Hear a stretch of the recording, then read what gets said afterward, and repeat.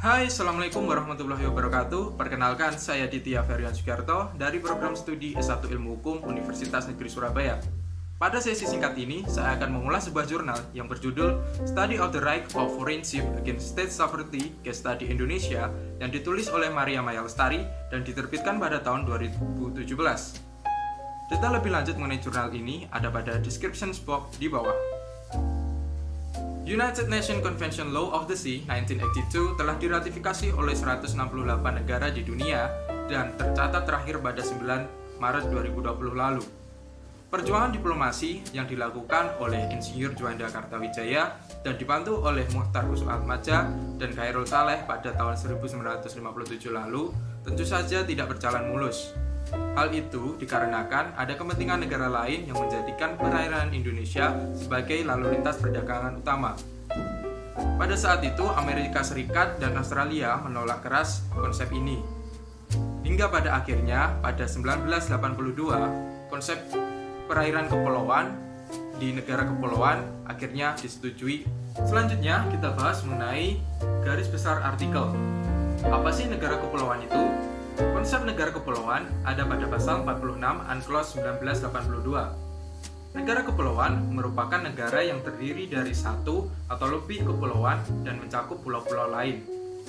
Kepulauan sendiri merupakan gugusan pulau. Antara pulau yang satu dengan pulau yang lainnya merupakan kesatuan geografis, ekonomi, dan politik yang hakiki atau yang secara historis disebut sebagai demikian. Nah, dari pengakuan tersebut, ada konsekuensi sebagai harganya.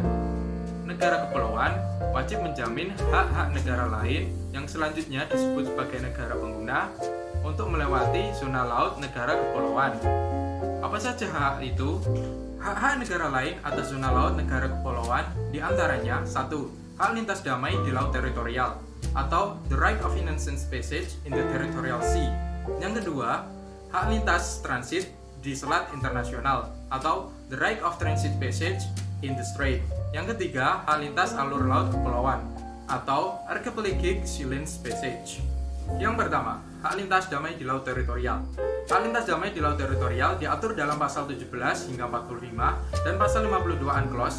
Negara pengguna dapat melintasi laut suatu negara dengan tidak memasuki perairan pedalaman dan harus dilakukan secara terus-menerus, langsung, serta secepat mungkin.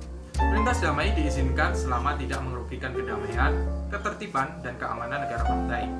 Navigasi kapal selam harus dilakukan di atas permukaan air dengan menunjukkan benderanya. Kedua, hak lintas transit di selat internasional.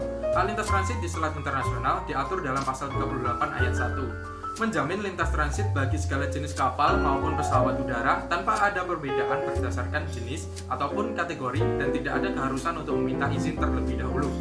Selat yang memenuhi kriteria hak lintas transit pada pasal 37 hanya ada pada Selat Malaka.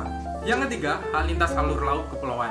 Hak lintas alur laut kepulauan Indonesia diatur dalam pasal 2 Peraturan Pemerintah Nomor 37 Tahun 2002. Dinyatakan bahwa kapal dan pesawat udara asing dapat melakukan hak lintas alur laut kepulauan untuk pelayaran atau penerbangan dari satu bagian laut lepas atau ZEE ke bagian lain laut lepas atau ZEE melintasi laut teritorial dan perairan kepulauan Indonesia. Apabila alur laut kepulauan tidak ditentukan, maka pengguna menggunakan normally routes yang digunakan pada navigasi internasional. Kekurangan pertama dari artikel ini ialah penulis tidak menjelaskan kriteria normally routes didapatkan dari mana dan yang seperti apa. Padahal pembahasan selanjutnya penulis menggunakan kasus yang berkaitan dengan persepsi terhadap normally routes. Berikut kronologi singkatnya. Sebelum Indonesia mengesahkan alur laut kepulauannya, Indonesia masih menggunakan buku kepanduan bahari yang diterbitkan British Admiralty. Nah, dalam buku tersebut disebutkan adanya 22 bagian Indonesia yang terdiri dari 20 selat dan 2 laut, yaitu Laut Jawa dan Laut Arafura, yang menjadi tempat pelayaran dan alur kepaduan bahari. Yang selanjutnya, hal tersebut disebut sebagai normally routes internasional. Normally routes hanya melihat kepada kepentingan keselamatan pelayaran, tidak pada keselamatan dari negara pantai. Sesuai dengan apa yang saya singgung di atas, pada tulisan ini penulis menggunakan contoh kasus armada kapal dan pesawat terbang Amerika Serikat yang bermanuver di Pulau Bawean pada tahun 2003 yang lalu. AS menganggap bahwa mereka menggunakan freedom of navigation karena berada pada normally roads, yang memang prinsip tersebut diatur dalam pasal 53 ayat 12 UNCLOS 1982. Walaupun demikian, setahun sebelumnya pemerintah Indonesia telah meregulasi perihal alki yang ada melalui PP nomor 37 tahun 2002. Itu artinya normally roads sudah tidak ada lagi, sehingga pihak AS telah tidak dibenarkan dengan alasan apapun dan telah melanggar kedaulatan Indonesia dan membahayakan kedaulatan penerbangan sipil. Aspek positif dari tulisan ini ialah secara tidak langsung, pada kesimpulannya penulis menggunakan teori efektivitas milik Sudjono Sukanto yang meliputi 5 faktor, yaitu pertama, faktor hukum, 2, faktor sarana atau fasilitas, 3, faktor penegak hukum, 4, faktor masyarakat, dan 5, faktor kebudayaan. Yang dibuktikan dengan faktor hukum. Sesuai dengan pernyataan penulis mengenai inland water delimitation is very important, maka peraturan harus ada. Kemudian, faktor sarana atau fasilitas. Penulis menyatakan secara singkat ketika kapal melintasi alki, maka akan membutuhkan peralatan dan teknologi mutakhir untuk mengawasi lalu lintas di dalamnya, karena memang tidak ada kewajiban untuk melapor.